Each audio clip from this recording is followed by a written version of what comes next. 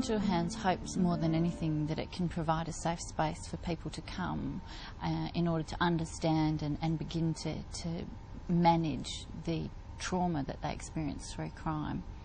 In my experience, Angel Hands can certainly make a difference to people's lives post a crime, in that they provide examples of people who do manage to go on and strategies to actually find ways to live with things you never thought you were going to have to live with.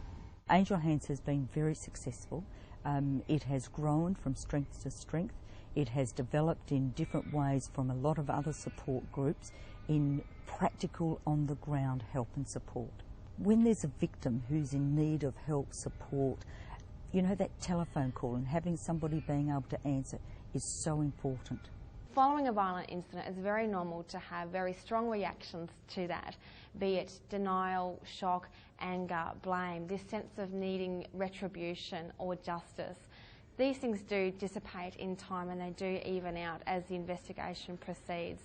It is very necessary for those affected by crime to also seek out joy in their life and seek out some balance to help counter those negative emotions.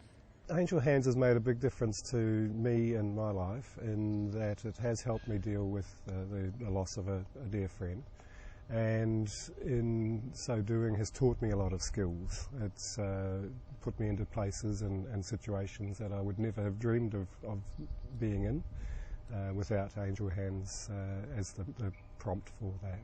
Angel Hands was basically there for me right from the start. It was a warm environment. When you experience something very tragic, a lot of people try very hard to connect and understand with how you feel, but it's very rare that someone can actually do that. Usually it's someone that's been through something very similar themselves, and Angel Hands, it has that kind of support where the people that you talk with and associate with have had similar experiences and have that openness to share and talk freely without feeling like it's a service or a job. The minute I went to the retreat and met them, I felt real calm, I felt welcome, I felt wanted, and it was for the first time, nearly 2.5 years I've had that feeling, and they were so very kind and supported me, and they gave me food, they looked after me, did my eye, did my hair, all sorts of lovely things. The people who are involved in the running of Angel Hands, they volunteer their time. They're just an incredibly caring group of people who are so outraged by the wrongs that happen. You know, they just want to make the world a better place for people who've experienced crime, and it's a privilege to sort of be the director of an organisation that's filled with so much love and hope in times where we're always told how much doom and gloom there is. Angel Hands helps you fit back into your own community. It invites you to different functions and events that where you meet with other people that have had and shared similar circumstances, and it assimilates you back to feeling like you're in a normal environment and you're normal again in some regards. Because when something really tragic's happened to you, you never feel like the same person again. It's harder to connect with your own society.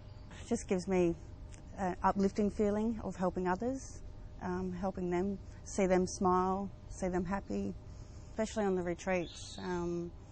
Seeing them from the first, from that Friday night when they all come in, they're all nervous and everything, and then by the Sunday afternoon, there's laughter, there's smiles, there's bonding with the other people there, there's friendships formed. It's amazing. With victims of crime, a lot of people do feel that hopelessness. And what we do in Angel Hands is, through the support of other people, you gain that confidence back again. We've got a number of inspiring people who are members of our group. We've got very strong people who've come through it on top, and it's very inspirational to be around them. When someone's affected by a violent crime, it's an exceptionally isolating experience. The toughest thing that I did was to pick up the phone and to make that initial call. After that, I've never looked back. To be connected with a group, to have access to information, to speak to people that are compassionate and non-judgmental made an incredible difference in my journey. Don't be shy. Come forward if you need help, if you feel put out totally or in any way, shape or form by what's happened to you, then take a step forward and come and say hi to somebody at Angel Hands through the website or via the phone. I think that it's a really hard thing to make the first step, and when I'm talking to people I talk about how they can do that in baby steps. So there's the forum that they can contact us through, there's email, there's telephone. It doesn't necessarily have to be, face to face in the first instance. And I think the other thing I reassure them is that the experience they've had is just one aspect of who they are. So they come as a whole person, not just as somebody with a victim label. And it's hard, it's difficult. It's very difficult, but you've got to get the right people. And Angel Hands for me saved my life.